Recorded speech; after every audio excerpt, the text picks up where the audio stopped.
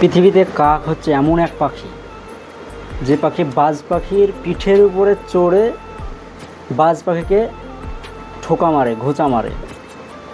কিন্তু বাজ পাখি কী করে জানেন? বাজ পাখি কিন্তু কাকের সাথে ঝামেলাও করে না, কাকের সঙ্গে ঝগড়াও করতে যায় না, লড়াইও করে না।